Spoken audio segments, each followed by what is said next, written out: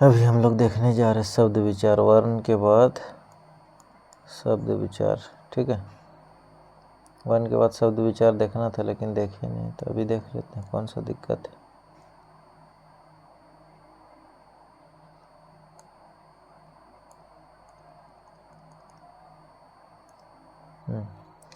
तो शब्द विचार में हम लोग देखते हैं शब्द वर्ण वनक मेल से बनल, मतलब मोटा मोटी समझ लो कि जो वर्ण सबसे मिल के एक सार्थक बनता है, मतलब जिसका कोई मतलब निकले, उसी को शब्द बोलते हैं। ठीक है, जैसे देखो कमल, क अ म अ ल अ, कमल बना ना। तो जो वर्ण का मेल से एगो सार्थक शब्द, इसका कोई मतलब निकलता है ना। अब जैसे कोई उलुल झुलुल चीज़ लिख देंगे हम लोग कि कमल हो गया फमल ठमल, ये सब क्या कोई मतलब निकल रहा नहीं। तो मतलब कि वर्ण शब्द का वैसा मेल जिससे कोई सार्थक शब्द निकलता है उसको शब्द बोलते हैं। ठीक है, अब शब्द विचार हम लोग देखते हैं क्या है शब्द विचार, उसका प्रकार देख लेते हैं हम लोग, शब्द का प्रकार। ठीक है,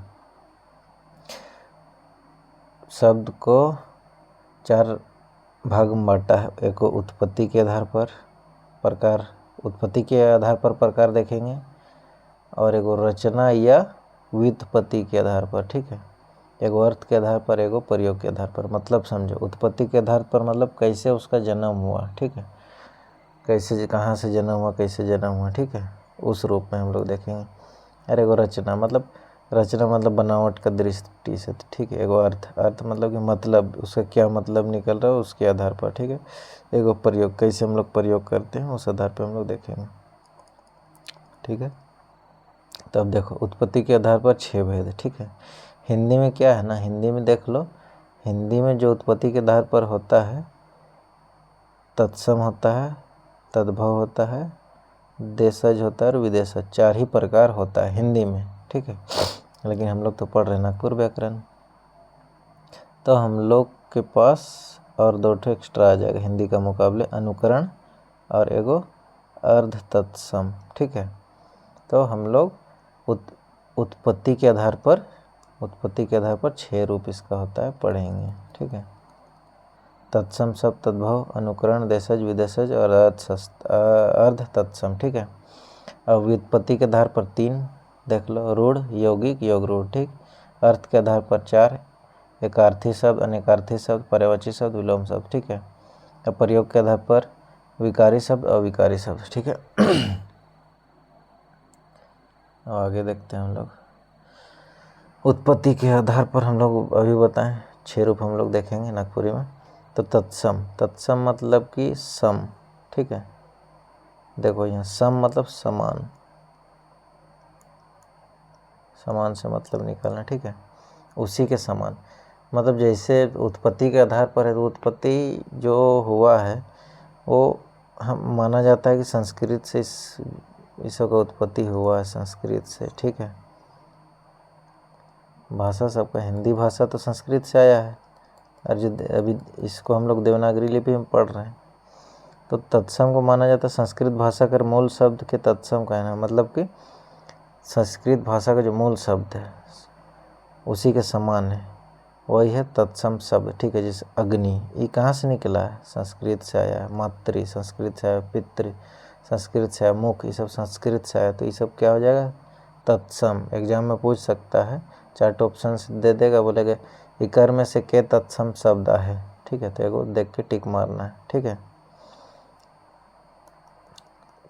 जो संस्कृत से निकला हुआ शब्द वही तत्सम शब्द। ठीक है, तद्भव, अब देखो संस्कृत से तो सब निकल गया लेकिन उसको हम लोग दूसरा रूप में बोलते हैं, लेकिन उसका भाव सेम रहेगा।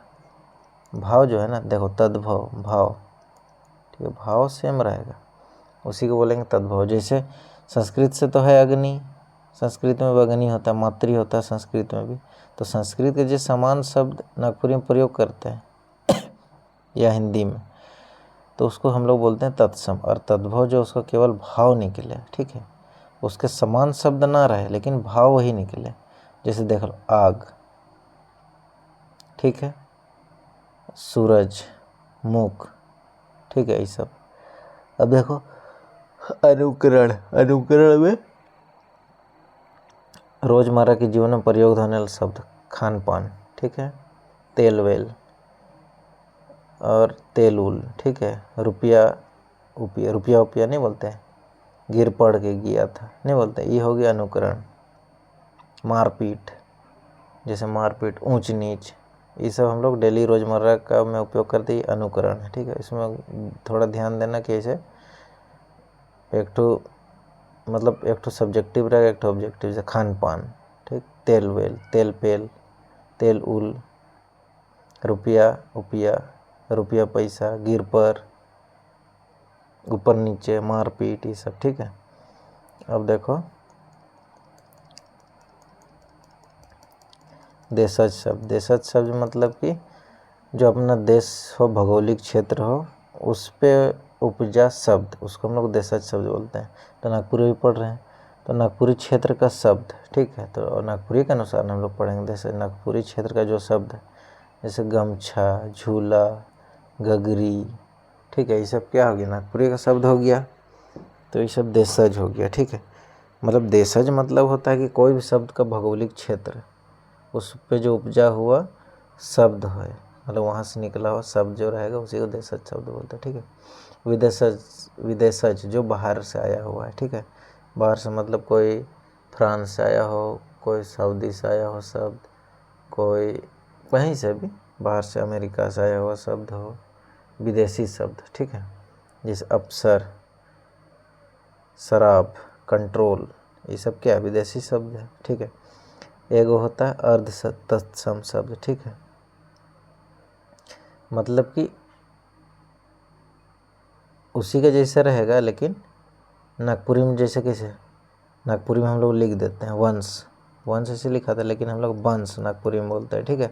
मतलब एग्जैक्ट वही शब्द नहीं, एग्जैक्ट वही शब्द नहीं, लेकिन उसी का जैसा है, ठीक है। वन को वन लिखते हैं हम लोग नागपुरी में, धर्म को धर्म लिखते हैं, तो ये हो जाता है अर्ध तत्सम, ठीक है।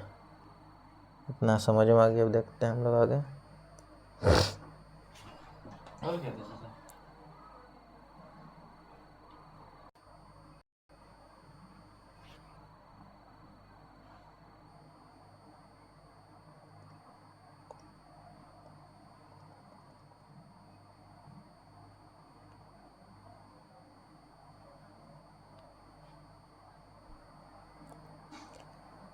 थोड़ा सा गड़बड़ा गया सेटिंग, रुको।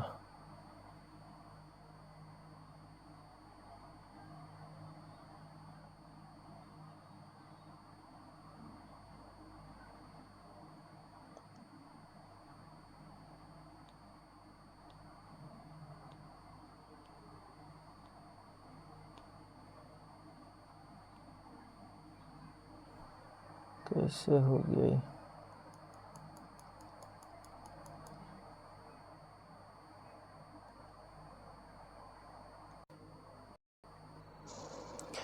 अभी देख लो, आगे देखते हैं हम लोग। रचना के आधार पर देखेंगे, ठीक है। रचना के आधार पर बताते हैं रूढ़ शब्द, यौगिक शब्द, योग रूढ़ शब्द, ठीक है। रूढ़ मतलब कि कोई चीज़ के लिए शब्द रूढ़ गया है, ठीक है, वैसा शब्द जिसका दो भाग करने पर कोई अर्थ नहीं निकलता है, ठीक है। जैसे जल, जल अलग कर दो, कोई मतलब निकलेगा नहीं, निकलेगा, ये रूढ़ गया है, ठीक है, कोई मतलब ही नहीं निकलेगा इसको अलग करने से। दो शब्द से केवल सिंगल शब्द बन रहा है, वही रूढ़ शब्द हो गया, ठीक। यौगिक, यौगिक में दो ठो शब्द से मिलके एक शब्द बनता है, ठीक है। दोनों का सार्थक मीनिंग रहता है, लेकिन दोनों को जब जोड़ देंगे तो फिर एक नया शब्द बन जाता है, ठीक है। जैसे मालपुआ, जोड़ दिए मालपुआ हो गया, ठीक है। ऐसे बहुत सारा शब्द होगा तो यौगिक शब्द हो जाता है, ठीक है। और योगरूढ़ शब्द विशेष अर्थ हो तथा भाग करने पर अलग अर्थ निकलता है, ठीक है। मतलब कि दो ठो सार्थक शब्द को हम लोग जोड़ते हैं जिसका मतलब अलग अलग रहता है, लेकिन जब उसको जोड़ देते हैं तो उसका मतलब कुछ और निकल जाता है, ठीक है। जैसे पंख, कमल, और ज कादो, ठीक, तो जो कादो से निकलता है कमल, पंकज। लंबोदर, लंबा, उदर, ठीक है, लंबोदर। ऐसे ही योग रूढ़ में आ जाता है। ठीक है, जैसे इस टाइप का शब्द देखना, लंबोदर हो गया, दशानन हो गया, पंकज हो गया, ये सब योग रूढ़ में आ जाएगा। ठीक है, इतना तक समझ में आ गया। अब हम लोग देखते हैं प्रयोग की दृष्टि से। ठीक है, विकारी और अविकारी। ठीक है, ऐसा शब्द जो कारक लिंग वचन के अनुसार बदलता है। ठीक है, कारक लिंग वचन के अनुसार बदलता है, किस में? संज्ञा हो, सर्वनाम हो, विशेषण हो या क्रिया, ये 4 ठो चीज़ याद रखना। ठीक है, इसी में बदलाव होगा। तो विकारी शब्द उसी को बोलते हैं, संज्ञा, सर्वनाम, विशेषण, क्रिया में काल लिंग वचन के अनुसार बदलता है। ये संज्ञा में ही देख लो ना, राम जाता है और राम जाती है, जाता है जाती है। ठीक है, क्या हो गया? किसका अनुसार बदल रहा है? लिंग का अनुसार बदला ना जी। तो वैसे वो विकारी। और अविकारी कुछ भी जिसमें हो जाए लेकिन वो बदलेगा नहीं, कि जैसे क्रिया विशेषण, संबोधन, विस्मयादि बोधक। ठीक है, विस्मयादि बोधक में देखना कि क्या होता है, अरे वो लड़का के लिए रहे, लड़की के लिए रहे, चाहे बहुवचन के लिए रहे, बदलने वाला है, नहीं बदलेगा। ठीक है, अब हम लोग क्या देख रहे थे? अब हम लोग देखते हैं अर्थ के आधार पर ना, अर्थ। अच्छा, हम लोग देख लिए प्रयोग के आधार पर, अभी हम लोग देखें ना, अभी हम लोग प्रयोग के आधार पर देखें, अभी अर्थ के आधार पर हम लोग को देखना है। अर्थ के आधार पर नोट्स में नहीं लिखे हैं ना, अच्छा वहीं बता देते हैं हम, अर्थ के आधार पर। ठीक है, देखो अर्थ के आधार पर 4 प्रकार होता है, एकार्थी शब्द, अनेकार्थी शब्द, पर्यायवाची, विलोम। ये तो आदमी सक जाए। एकार्थी मतलब जिसका एक ही अर्थ निकलता हो, अनेकार्थी मतलब जिसका 2 से ज़्यादा अर्थ निकले, पर्यायवाची। ठीक है, और विलोम। पर्यायवाची मतलब जैसे कमल को पंकज बोल रहे हैं तो उसका पर्यायवाची है ना, उसका पर्याय मतलब अलग अलग शब्द इस्तेमाल हो लेकिन उसी का नाम रहे, उसको पर्यायवाची बोलेंगे। जैसे विलोम हो गया तो उल्टा बोलते हैं। ठीक है, माता का उल्टा कौन है? पिता, माता पिता। ठीक है, विलोम हुआ ना जी। लड़का का लड़की। पर्यायवाची में क्या होगा? जैसे